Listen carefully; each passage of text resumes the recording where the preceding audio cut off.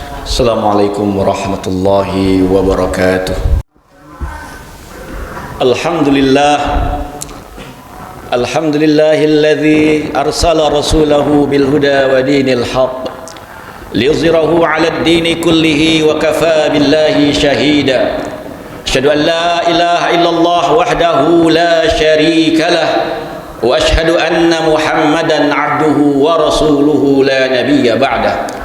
Allahumma salli wa sallim wa barik ala habibina wa syafi'ina wa maulana Muhammadin wa ala alihi wa sahbihi ajma'in. Amma ba'du, faya ayyuhal muslimun ittaqullaha ta'ala haqqa taqwah wa la tamutunna illa wa antum muslimun.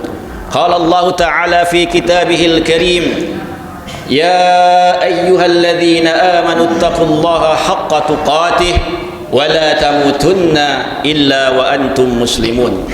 Qala Allah ta'ala fi kitabihil karim, wasari'u ila maghfiratin min rabbikum wa jannatin arduha as-samawati wal ard u'iddat lil muttaqin alladzina yunfiquna fis sarra'i wad dharra'i wal kadhimina al ghaiz wal 'afina 'anil nas wallahu yuhibbul muhsinin. Wa qala sallallahu alaihi wasallam, idza mata al insan, wa fi riwayah idza mata ibnu adam inqata'a 'amaluhu illa min thalathin: sadaqatin jariyah aw ilmin yuntafa'u bih aw waladin salihin yad'u lah. Amma ba'du, ma'asyiral muslimin, jamaah salat Jumat yang dimuliakan Allah Subhanahu wa taala.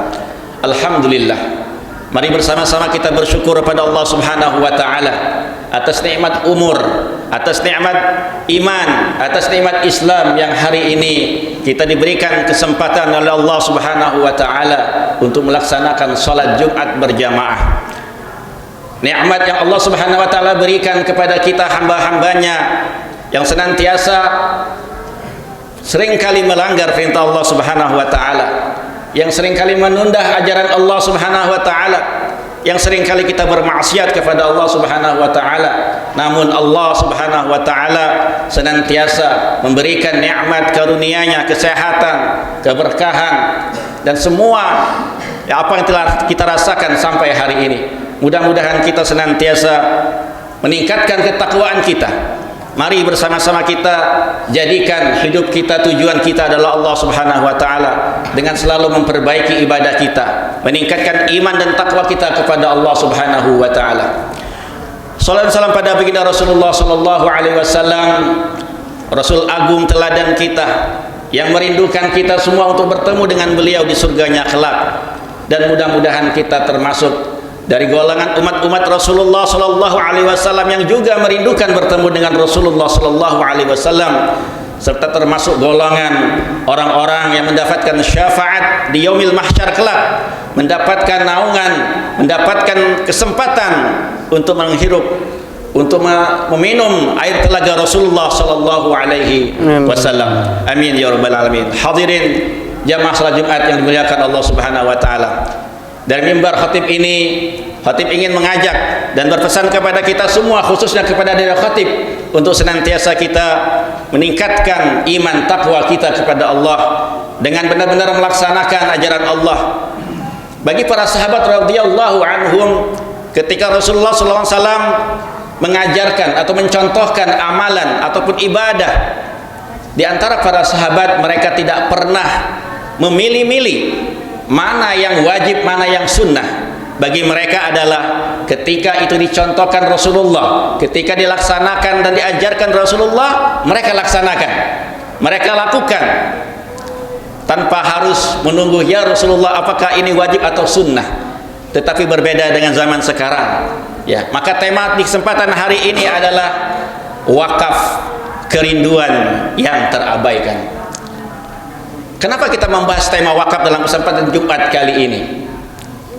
Karena ketika kita mengajak ataupun memahami tentang wakaf, bagi sebagian besar di antara kaum muslimin mengatakan wakaf kan sunnah, wakaf kan tidak wajib, wakaf kan hanya bagi yang punya kelebihan harta.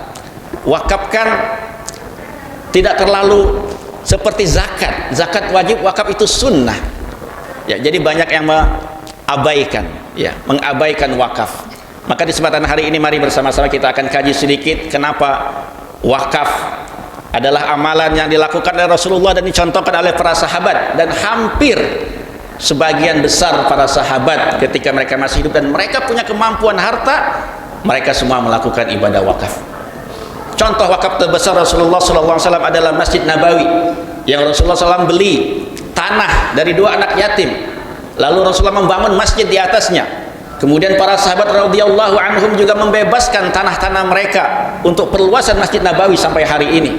Begitu juga dengan Masjid Quba, adalah masjid yang dibangun di atas tanah wakaf, dan masjid itu merupakan masjid wakaf. Begitu juga Umar bin Khattab radhiyallahu anhu mencontohkan membebaskan tanahnya, membebaskan kebunnya, hasilnya diberikan untuk kaum muslimin yang menjadi wakaf pada zaman itu, yaitu di Khaybar. Begitu juga Utsman bin Affan radhiyallahu anhu. Utsman membeli sumur milik orang Yahudi yang di awalnya orang Yahudi tersebut tidak mau menjual sumurnya, namun dengan negosiasi Utsman, akhirnya orang Yahudi tersebut bersedia menjual sumurnya sehari untuk Utsman, sehari untuk dia, sehingga dia tetap bisa berbisnis menjual airnya. Tetapi dengan kecerdasan Utsman, di pada waktu kesempatan itu adalah milik Utsman, sumur menjadi jatah Utsman, maka Utsman mempersilahkan kepada seluruh penduduk Madinah untuk mengambil airnya untuk 2 hari, sehingga di hari berikutnya tidak ada yang membeli air dari sumur tersebut kepada orang Yahudi, yang pada akhirnya sumur itu dijual kepada Utsman, dan Utsman membebaskan sumur itu untuk seluruh penduduk Madinah. Dan sampai hari ini lahan tersebut yang dimana terdapat sumur Utsman bin Affan, kalau di Madinah dikenal dengan namanya Mazra'ah Bi'r Utsman atau kebun kurma Utsman bin Affan, sampai hari ini masih dirasakan hasil buah-buah kurma yang dikelola oleh pemerintah Arab Saudi, yang sampai hari ini pemerintah Arab Saudi membuat rekening atas nama Utsman bin Affan untuk mengelola harta wakaf dari Utsman bin Affan. Kisah-kisah keteladanan sangatlah banyak tentang perwakafan ini. Namun yang terjadi menurut Badan Wakaf Indonesia pada hari ini di Indonesia, menurut survei di tahun 2017, sudah ada 430.000 hektar tanah yang sudah diwakafkan. Tetapi yang menyedihkan adalah 90% tanah tersebut tidak bisa digunakan. Permasalahannya di mana? Karena belum ada dananya. Tidak bisa dibangun di atas tanah wakaf tersebut masjid, tidak bisa dibangun madrasah, tidak bisa dibangun rumah sakit, dan tidak bisa dibuat wakaf produktif. Karena kenapa? Karena menurut Badan Wakaf Indonesia juga melalui survei yang dilakukan di tahun 2020, di seluruh provinsi di Indonesia dilakukan survei kepada masyarakat, dan hasilnya sangat menyedihkan bahwa tidak lebih dari 30% masyarakat kita kaum muslimin yang mengerti tentang wakaf. Kalau sedekah, kalau zakat mereka paham, tetapi tentang wakaf mereka masih kebingungan. Seperti apa wakaf? Syarat rukunnya seperti apa? Bagaimana cara berwakaf? Tidak lebih dari 30% masyarakat muslim Indonesia yang paham tentang wakaf. Yang menyedihkan lagi adalah bahwa dari seluruh penduduk muslim Indonesia yang berjumlah 275 juta, tidak lebih dari 5% saja yang sudah melakukan amal ibadah wakaf. Itu faktanya. Hadirin jamaah sidang salat Jumat yang dimuliakan Allah Subhanahu wa taala. Apa pentingnya wakaf bagi kehidupan kita? Apa pentingnya setiap kita punya amal jariah wakaf? Untuk menjawab pertanyaan ini, mari bersama-sama kita dengarkan kisah Utsman bin Affan. Suatu ketika Utsman bin Affan melewati kuburan, lalu Utsman menangis sampai jenggotnya basah. Kemudian sahabat beliau bernama Hani, yang dulu adalah budak yang dibebaskan oleh Utsman, bertanya, "Ya Utsman, diceritakan kepadamu surga dan neraka, engkau tidak menangis. Tetapi kenapa ketika engkau melewati kuburan engkau menangis sampai jenggotmu basah?" Kata Utsman, "Wahai Hani, aku mendengar Rasulullah bersabda, innal qabra awwalu manazilil akhirah. Sesungguhnya kuburan itu ada tempat singgah pertama, dari tempat singgah perjalanan panjang menuju akhirat. Fa in naja minhu, barang siapa yang selamat di alam kuburnya, fama ba'dahu aisaru minhu, maka perjalanan setelahnya akan lebih mudah baginya. Wa illam yanju minhu, barang siapa yang tidak selamat di alam kuburnya, fama ba'dahu asyaddu minhu, maka perjalanan setelahnya akan lebih berat baginya. Dan Rasulullah juga bersabda, ma ra'aitu manzaran qat, aku tidak pernah melihat satu pemandangan yang lebih menakutkan illa wal qabra afza'u minhu, kecuali hanyalah pemandangan kuburan ini saja yang mengerikan. Hadirin jamaah sidang salat Jumat yang berbahagia, dalam Al-Quran disebutkan, ya laitani Rabbi laula akhartani, Rabbi laula akhartani ila ajalin qarib fa as-saddaqa wa akum minas salihin. Ya Allah, sekiranya masih diberikan kesempatan aku hidup sesaat lagi, sedetik lagi, maka pasti aku akan sedekah dan aku termasuk orang-orang yang saleh. Hadirin jamaah sidang salat yang berbahagia, sesungguhnya perjalanan menuju akhirat masih panjang. Bahwa kehidupan di dunia ini ada dua, kehidupan sebelum kematian dan kehidupan setelah kematian. Kehidupan sebelum kematian, kata Rasulullah, a'maru ummati ma baina sittin ila sab'in, umur umatku antara kisaran 60-70 tahun. Sedangkan kehidupan akhirat, proses setelah kita di alam kubur, di alam barzakh, Rasulullah menyampaikan, kullu mri'in fi zilli sadaqatih hatta yufsila bainan nas. Sesungguhnya setiap orang di alam kuburnya akan dinaungi oleh sedekahnya sampai perkara-perkara di akhirat nanti diputuskan. Hadirin yang dimuliakan Allah Subhanahu wa taala, kalau hari ini Allah panggil kita, atau minggu lalu Allah telah panggil kita dan sebut nama kita sebagai almarhum, almarhumah, kira-kira pertanyaan buat kita adalah, amalan apa yang akan menemani kita di alam kubur? Sudah berapa berat timbangan amal kebaikan kita dan dosa kita? Kalau hari ini kita timbang antara amal dan dosa, manakah yang lebih berat? Lebih berat dosa atau amal kita?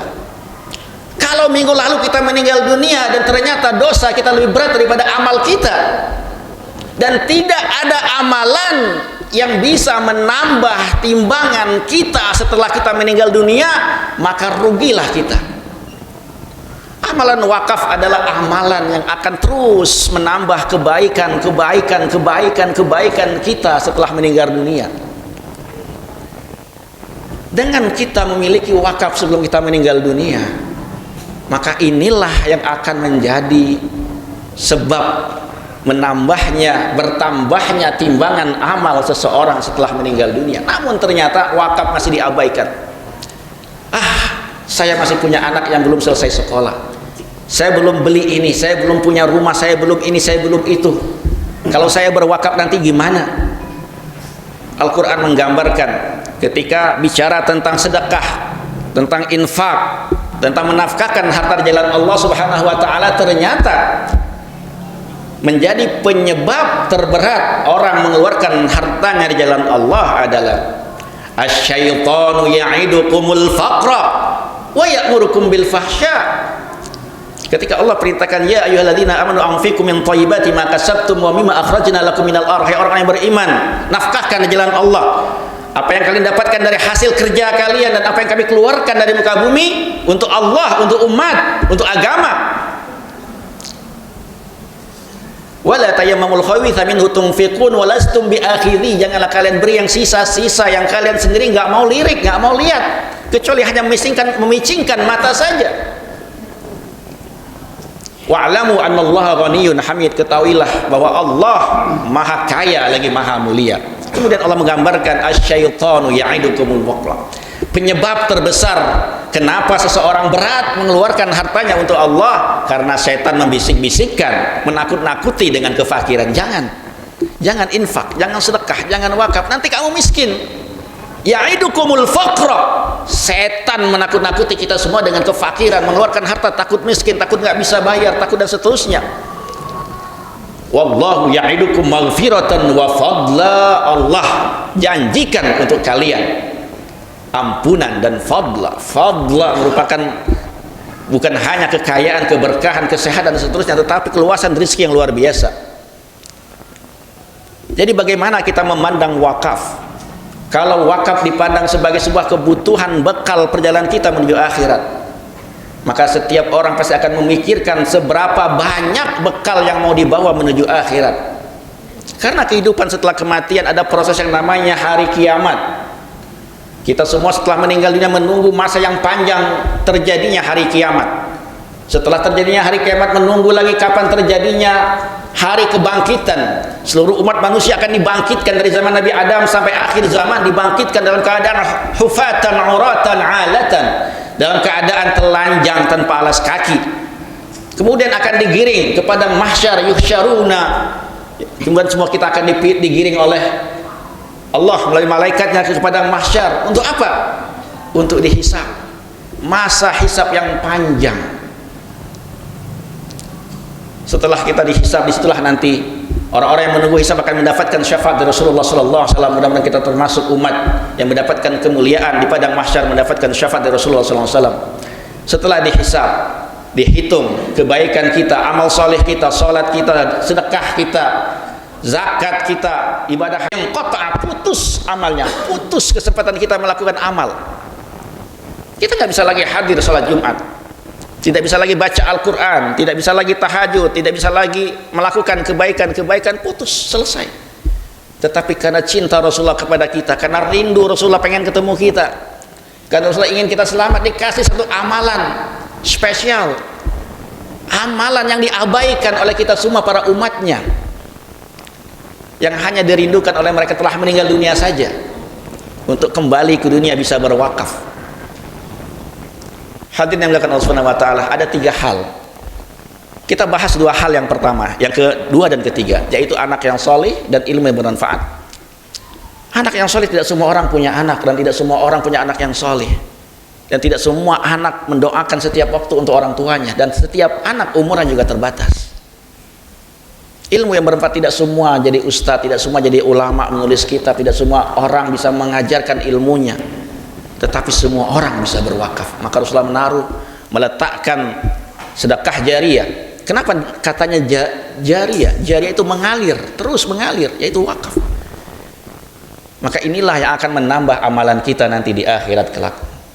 Mudah-mudahan kita termasuk orang-orang yang dibukakan hati. Amin ya Allah. Untuk bagaimana mempersiapkan diri kita sebaik mungkin, dengan cara kita menyiapkan diri, berpikir serius bagaimana kita punya wakaf sebelum kita meninggal dunia. Karena inilah yang akan memberikan pahala untuk kita semua ketika kita dipanggil Allah Subhanahu wa taala. Tidak ada lagi penyesalan untuk kita, karena Al-Quran telah menggambarkan Al-Munafiqun ayat 10. Rabbi laula akhartani, ya Allah sekiranya engkau tunda waktu kematianku sekejap lagi, sedikit waktu lagi, fa as-saddaqah, maka seluruh rekeningnya, seluruh tabungannya, seluruh depositonya akan diambil untuk diwakafkan, untuk disedekahkan. Maka hartanya pasti akan dikeluarkan untuk disedekahkan, karena itulah akan menjadi bekal nanti di akhirat kelak.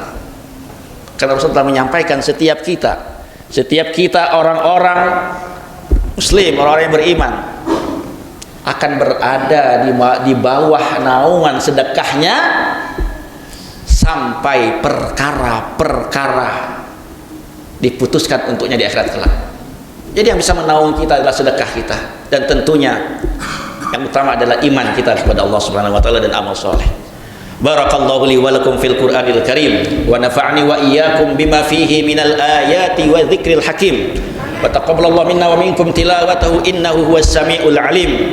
Wa qur rabbighfir warham wa anta khairur rahimin. Allahumma shalli ala Allahumma shalli ala sayyidina Muhammadin wa ala ali sayyidina Muhammad.